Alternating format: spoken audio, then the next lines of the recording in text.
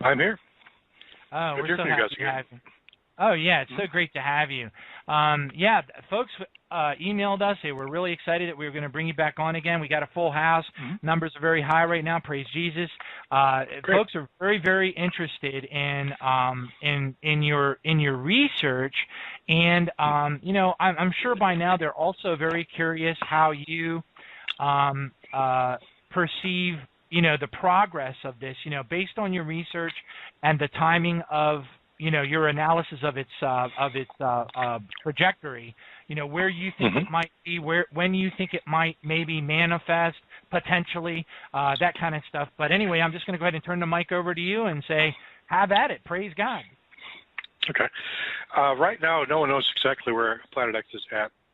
The mainstream scientific community believes it's somewhere south of the ecliptic, that it actually, and its orbital path is actually at an angle to the ecliptic. So it spends most of its orbit actually below the other planets, you know, relative to Earth's North Pole. But when it approaches its perihelion in the asteroid belt, it actually comes up through the plane of the ecliptic, and is actually, when it comes closest to the sun, it's actually higher in the sky than the other planets. So it's kind of interesting. It is an interesting orbital path. Right now, most scientists think it's coming somewhere from the south, and the general consensus that I think it's actually coming from the constellation of Taurus. It'll appear in or near the horns of Taurus, or possibly in Orion, or somewhere in between them. It'll probably travel around those constellations as it approaches. It'll probably come through Taurus and then pass over Orion and so forth as it passes through the plane of the ecliptic. Right now, we don't know exactly where it is. We're pretty sure if it is going to be the sign of the Son of Man, the end of the age, that's going to appear suddenly in the heavens as a heavenly sign of Jesus' second coming. Now, exactly what does that mean?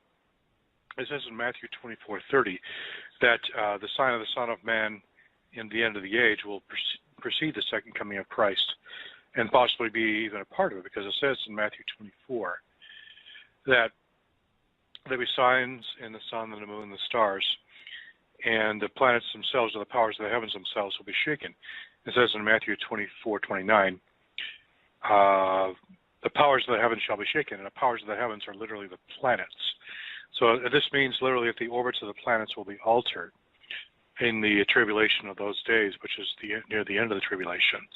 And then right after that, the sign of the Son of Man will appear in the heavens with, and Jesus will, he says, the sign of the Son of Man, and the Son of Man himself will come in the clouds of heaven with power and great glory.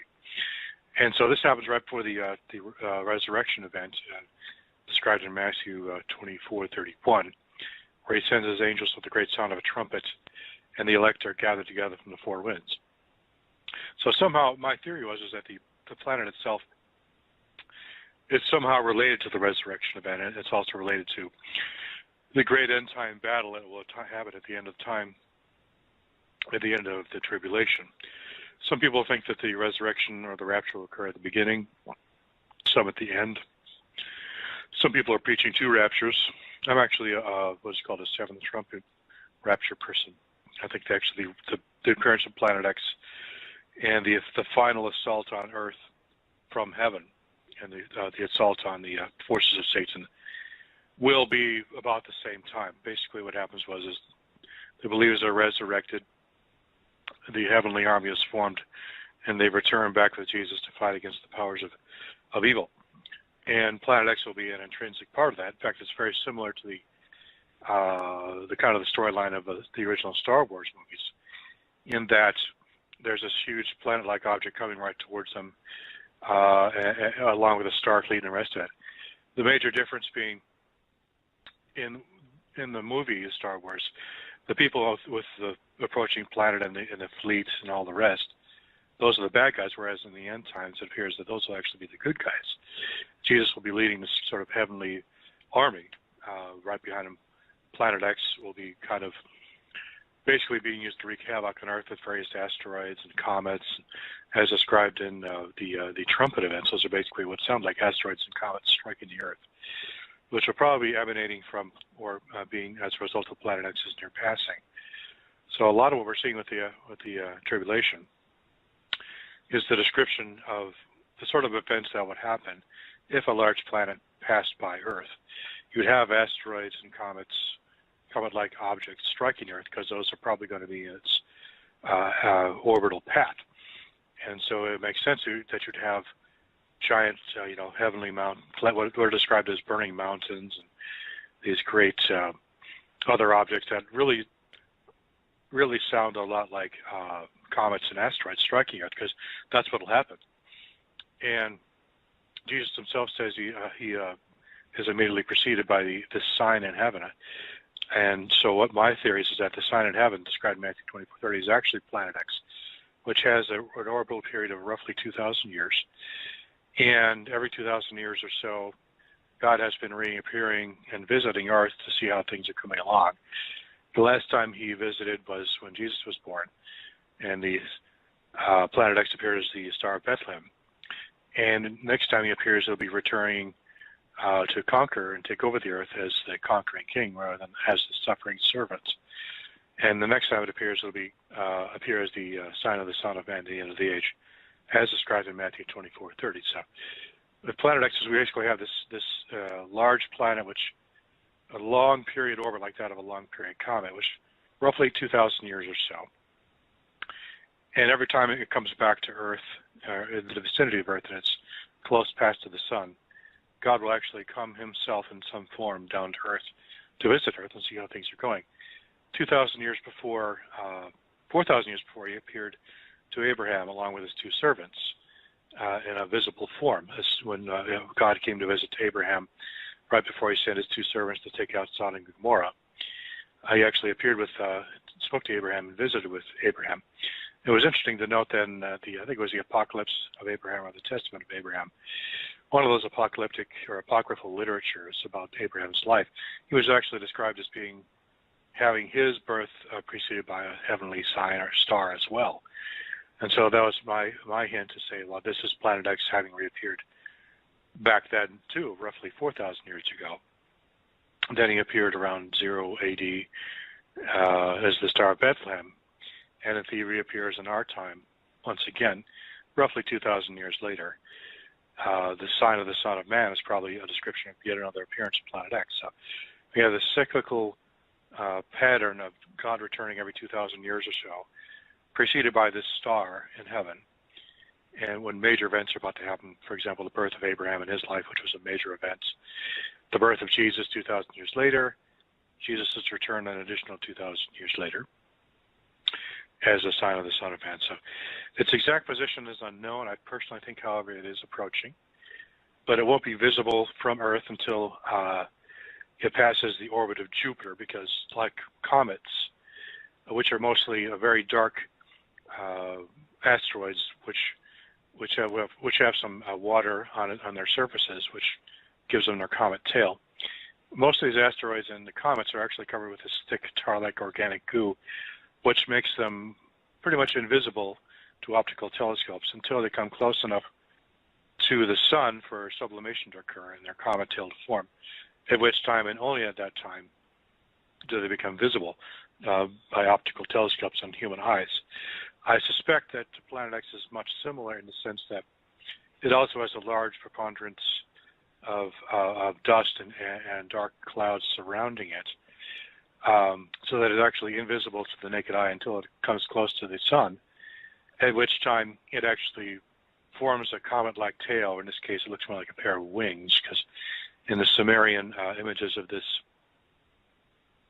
planet, it actually appears to be kind of like it has wings instead of a tail, which is probably just the way that, because it's such a large object, it probably has a lot more water, and the fluid dynamics of it's a little bit different. But it's essentially an appearance of a gigantic comet, and it won't appear again visible to Earth until it passes Jupiter, at which time the solar winds are powerful enough to start the comet tail to start forming. And that comet tail will then make it visible from Earth suddenly and gloriously, just like Jesus describes, he will reappear like a thief in the night. This is what he's talking about. Planet X will suddenly and gloriously become visible within maybe a matter of weeks or even days, as this comet tail suddenly begins to form. people on Earth will begin to see it and realize exactly what's happening, what's been hidden from this entire time, and what's about to happen. And that's what it says in Revelation. I think it's Revelation 6. I'll look that up. Men are hiding themselves under the rocks to hide against the throne of the Lamb, because they can suddenly see this thing in heaven, and it's approaching Earth. And this happens about midway through the tribulation, I believe, actually, right after all the then believing Christians on Earth are Christianity, organized Christianity, is destroyed, and most Christians are executed. Because of this, they then see that God's vengeance is coming in heaven, and they're about to get really wild because Planet X is about to attack within the next couple of years. And so then it'll appear at its closest point to the sun, probably about 6 or 7 years into the tribulation, at which time it'll come close enough to Earth to actually cause significant disasters. And that's when you have not only the trumpet judgments, but also the bowl judgments, which are the most powerful effects of Planet X as it passes closest to Earth. And then right after Planet X does its damage, then Jesus' heavenly army will attack and wipe out everything that's left over, which won't be much, because Planet X's attack will be pretty dramatic, and pretty destructive, as it's described in the Book of Revelation. We see these bowl judgments where all life in the seas is destroyed, and all the green grass and all the trees are destroyed. I mean, there's not much left, and the major cities are being destroyed. All that's going to be left is basically these underground bunkers, and a lot of them are going to be taken out. The reference to Planet X actually appearing in the heavens, I think the first time mankind actually sees it. And it says that in Revelation 6. Where the kings of the earth and the great man and the rich men and the chief captains and the mighty men and every bondman and every free man hid themselves in the dens on the rock of the mountains, and said to the mountains and rocks, fall on us and hide us from the face of him that sitteth on the throne and from the wrath of the Lamb. For the great day of his wrath is come, and who shall be able to stand?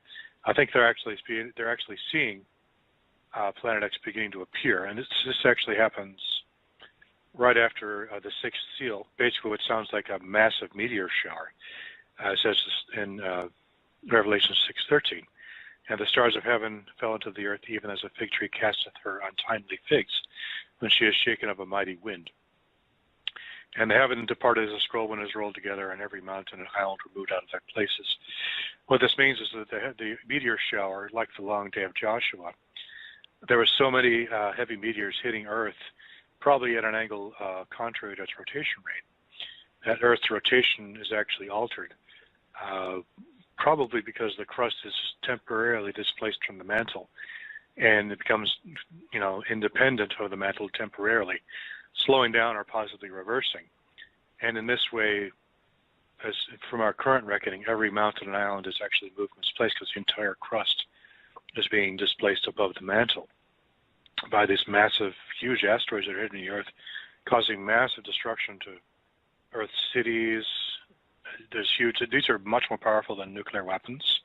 Even though they're not radioactive, they're sending out gigantic clouds of dust into the atmosphere, which will result in a nuclear winter. And for years to come, the summer's going to be colder and shorter, and the winters are going to be long and very cold. So God is basically breaking down the civilization that mankind had built in opposition to him by battering with asteroid after asteroid after asteroid, to the point where when he actually does return at the head of his heavenly army, comprised of the believers who were resurrected, then he'll be more of a mop-up action rather than an actual battle, and they'll be focusing on taking out the last strong military force, which will apparently be assembling itself in the Vale of Megiddo, in I think it's south of Palestine area. But yeah, that's kind of the general idea behind the Planet X theory, is that it's a planet that's been hidden from mankind on purpose, but it's been one of God's primary secrets. In fact, in my opinion, it is actually the great secret of the Book of Revelation. When I was writing the book, I've been studying Annihilation, some other parallel texts that were similar to, but not the same as, the biblical texts regarding the resurrection. regarding the creation, I mean. And a number of theologians had noted similarities between the Babylonian creation epic and also biblical texts. Some had theorized that the Bible had simply been ripped off from them, but others think that they were just parallel traditions drawing on the same root source material, which is my... And I noted that the description of the Babylonian god Marduk, which is Planet X in the Sitchinite theory, very similar.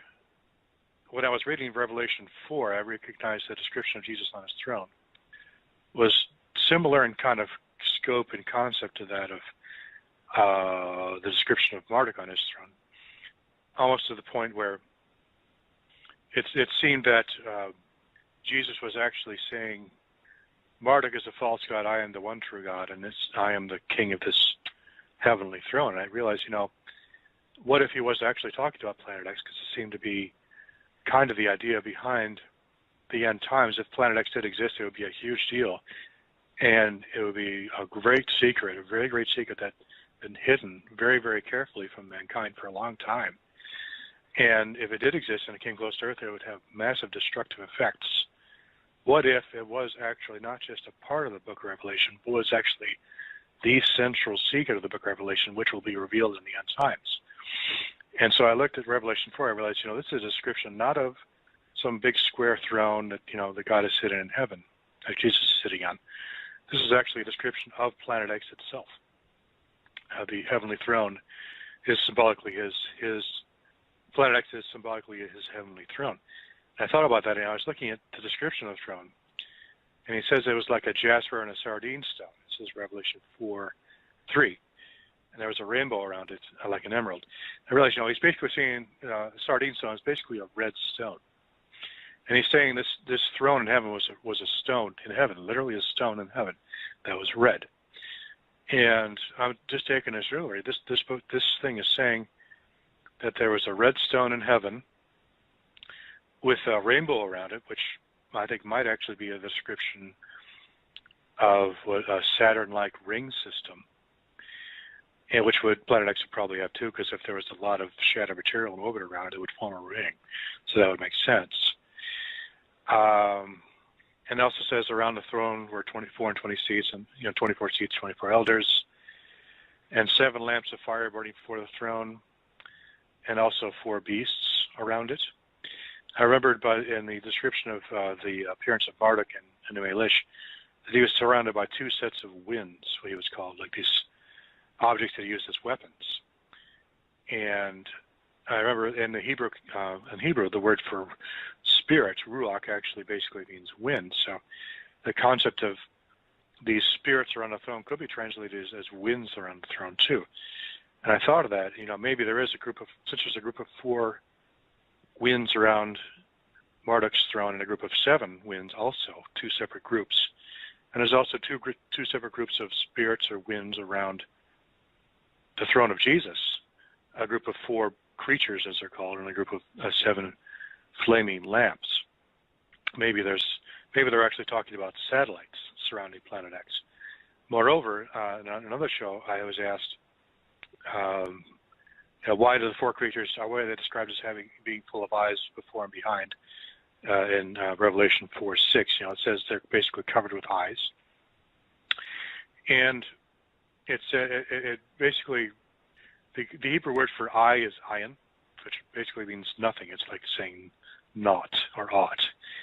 And the application of the word ayin means when you're referring to a person, ayin refers to the eye socket or the eye in general.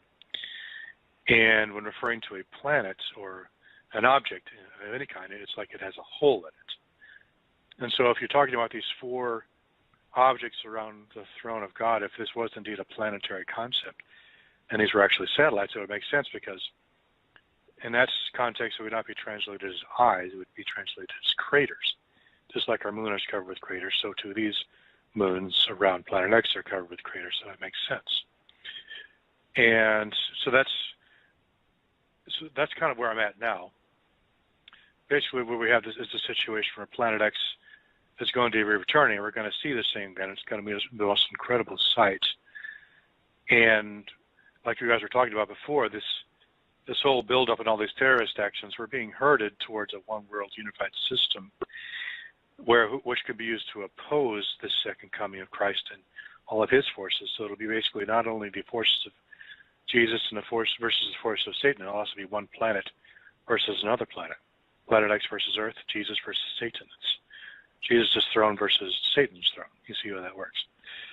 And so it makes sense at this point, in this context, that this would actually not just be a heavenly sign like a star or a supernova armies. And so that's kind of where I'm at now. And but there hasn't been any additional Planet X information coming out recently. Most of the Planet X information of significance came out in the 80s and 90s because of the Voyager probes, and when they flew past the outer planets, they realized there must be kind of a Planet X object out there, because that's the only way that we can explain these anomalies in the outer planets that the Voyager probes found. But since that time, we haven't had any significant stuff because we haven't had any probes out there that have found anything. So right now, all we do is speculate. Right. What I think is two things. Well, one thing in particular. Percival Lowell, according to the encyclopedias, and I'll quote this to you. I don't know what the citation. Actually, there are several citations to this paragraph. It says Percival Lowell's greatest contribution to planetary studies came during the last decade of his life, which he devoted to the search for Planet X, a hypothetical planet beyond Neptune. Lowell believed that the planets Uranus and Neptune were displaced from their predicted positions by the gravity of the unseen planet.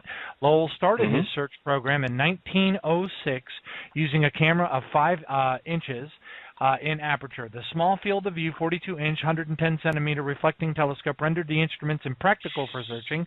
From 1914 to 1916, the 9-inch, 23-centimeter telescope was on loan from the Sproul Observatory, which was used to search for Planet X. Although Lowell did not discover Pluto, Lowell's observatory did photograph Pluto in March and April of 1915. And it goes on to explain that the reason why Lowell ultimately even heard about or even speculated that Planet X existed originally was because of his study of gods, little g gods, of Japan. And, the Far East and such. And I noticed in your book, you had tied in some of the ancient Near Eastern religion planetary deities, and I wondered if maybe that was some of the stuff that triggered Lowell into thinking, hey, this might be the real deal, and kind of, thrust his research forward. I don't know. What do you think? Well, the astronomers had always been motivated by the search for extraterrestrial life and try to understand our history, too.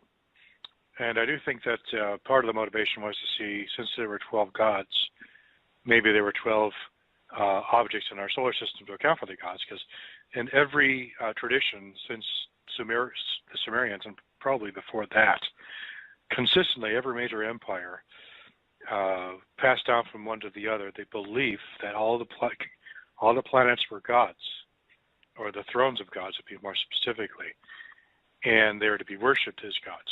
And so from Sumer, Akkad, Babylon, Assyria, Persia, Greece, and all the way to Rome, where we have our current planet names, Mars, Jupiter, Venus, these are all Roman deity names.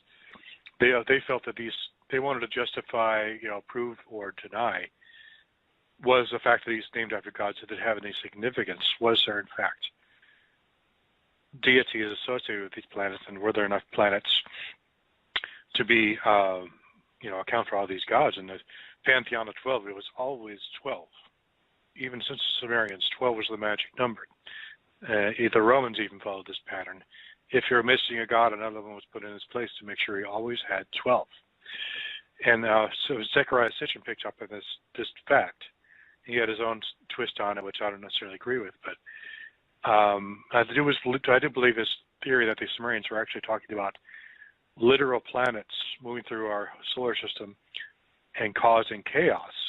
I do believe he was correct, not because I wanted to, because it lines up with the facts.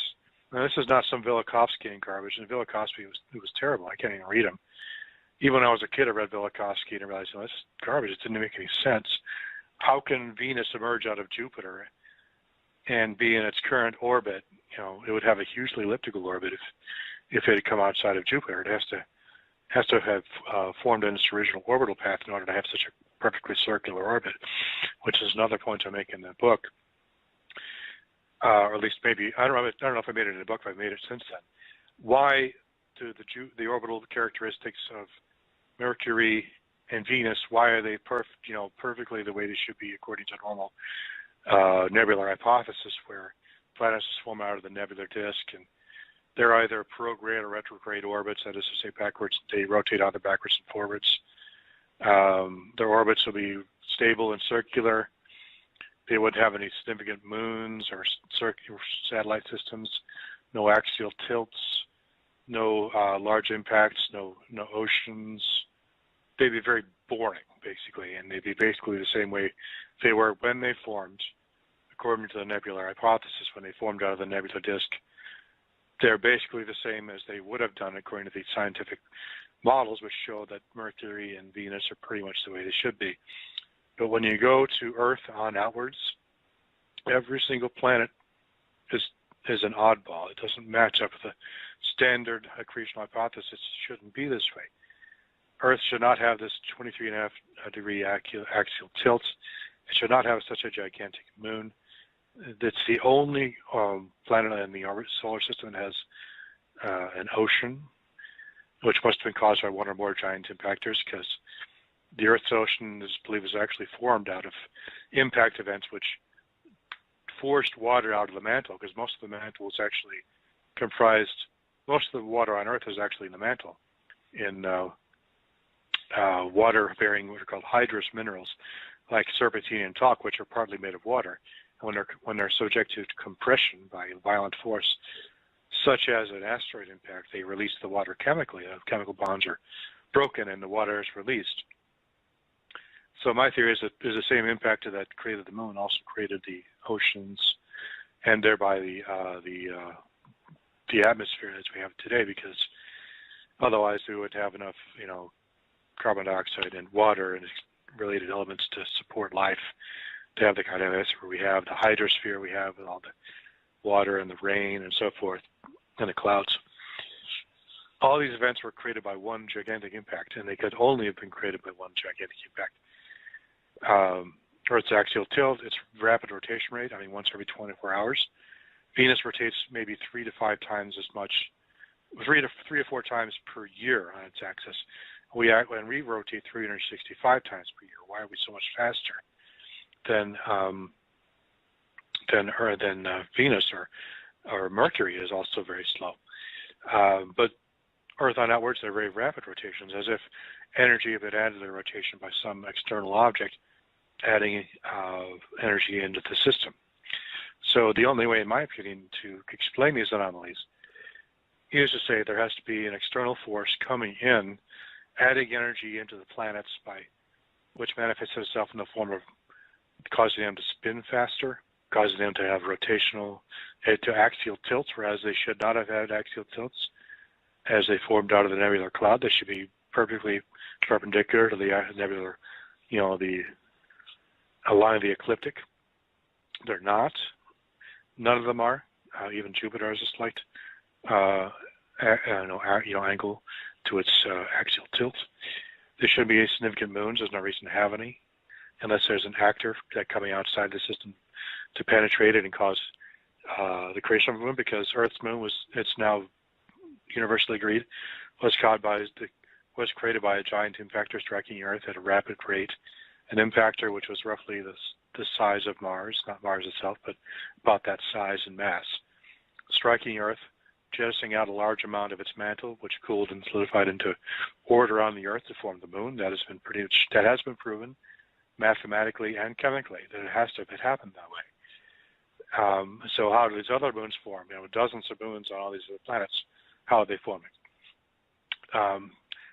There must have been an actor coming in our solar system, disrupting them, dropping off moons as it passes through. And by Jupiter and Saturn have dozens of moons. They shouldn't have formed that way. It doesn't make any sense. The ring systems, why are they there? Why does, Uranus have a ring system which apparently formed after it was tilted on its side? totally bizarre. There's so many would pass close enough to them at a rapid rate to cause, gravitational interactions, which would cause them to, for example, the planet Neptune to be tilted at a significant angle. Planet Uranus is tilted so dramatically that its south polar axis is currently almost pointed directly at the sun, and that's an extreme difference from what it should be. It's like 70-something, 65, 70% off where it should be if it were perpendicular to the angle of the ecliptic. It's way, way off.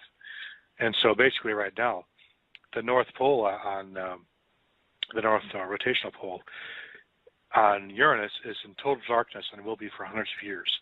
But its South Pole is receiving direct sunlight, or near to it, and it'll have direct sunlight for centuries more. It doesn't make any sense. It could only have happened if a massive object passed into our solar system from the outside at an angle, at an approach which is more or less perpendicular to the orbits of the planets, and interacted with them occasionally, once every few thousand years, imparted some of its energy into the systems and caused these axial tilts. It causes these moons to form through catastrophic collisions. This is not me talking. This is actual the scientists who studied the Voyager data. This is the conclusion they came to. It isn't wacko conspiracy theories on the internet or Zechariah Sitchin or whoever. This is the best people in the world, best astronomers, best physicists, best people ever, top men. They said Planet X must have caused this, not me, not Sitchin, not anybody else. And that's why I'm so confident in this hypothesis, because it's backed up by real scientific data.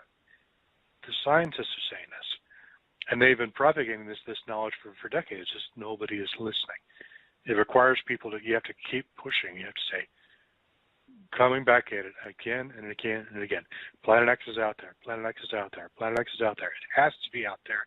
The science proves it. Why don't you accept it? Why would you not accept it? That's what bothers me. Is people they don't think about science. They don't care about facts. They're like, what do I want? What do I don't want? And they base their decision making based on their own personal opinions and what they want to see, rather than what the facts state. You can leave the Bible out of it. You can leave Sitchin out of it. Just boil it down to the facts. Planet X has to exist, and it has to fit the criteria that Sitchin suggested, that it's going to enter into our solar system occasionally and become visible. The historical data backs this up. Abraham was preceded by a star that came out of nowhere. The Magi followed a star that came out of nowhere. The second coming of Christ, another star comes out of nowhere. Roughly 2,000 year gap between each of those. Why is it so hard to understand? I don't get it. Very easy to understand, very simple, backed by facts. Everyone agrees with it. All the traditions agree with it. The science is there. The religion is there. All you have to do is be open-minded enough to accept it, and that is the toughest thing to do, because if you have all the facts, if people don't want to accept it, they will not accept it, and there's nothing you can do to change that. Yeah, amen. I mean, I did some research on, yellow dwarf stars in the Milky Way galaxy, and supposedly, I wish I had the article handy here right at this moment. I don't have another one though, but evidently, it's well known by astrophysicists that yellow dwarf stars, which is what we have, in the Milky Way galaxy, the predominant or the vast majority of them are binary. That it's extremely common for yellow dwarf stars in this galaxy to be binary star systems. So, just de facto, default common sense would indicate that we probably would be binary as the other ones, or the majority of the other ones are. Here's another thing that's interesting, I think. April 25th of 2011.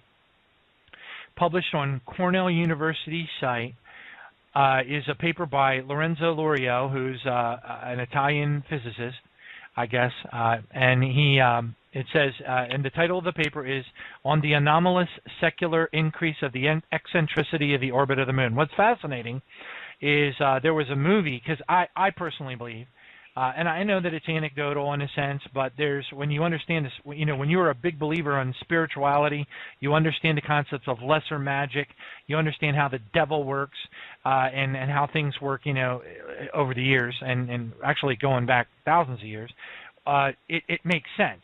But anyway, in this paper, he wrote this scientific paper. He basically goes in and it's all very scientifically, written, and says, I'll give a little snippet here. It says basically, a recent analysis of the lunar laser ranging LLR data spanning 38.7 years revealed an anomalous increase to the eccentricity of E of the lunar orbit, amounting to E means equals 9 plus or minus 3 times 10 to the minus 12 over the year cycle. The present day models of dissipative phenomena occurring in the interiors of both the Earth and the Moon are not able to explain it.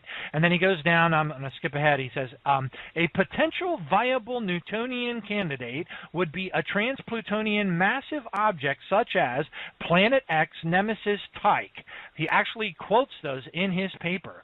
This paper was vetted by the scientific community and published in the library at Cornell University, and to the best of my understanding, is still there even today. This goes all the way back to April of 2011, which is fascinating. And then another thing I'd like to get you to comment on, because I just think this is so cool, and I know that it's very popular to debunk things. I get that. I get that people who are science-minded, I guess they have a feeling or whatever that if they debunk things that, maybe that adds credibility to their story. I don't know. I've seen it happen time and time again.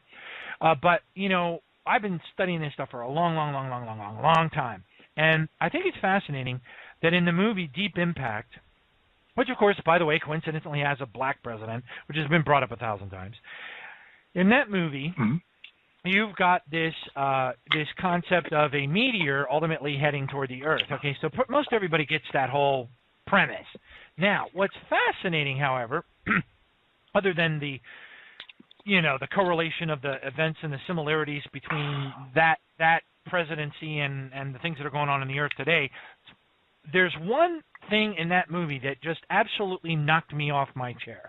When I watched it, I was like, no way. There's a scene, actually multiple scenes, in the movie Deep Impact where at this point this comet, quote, is getting close enough to the Earth where it's an imminent threat. Okay, and they panned the camera back and they put as the little I don't know what you're going to subheading underneath the image.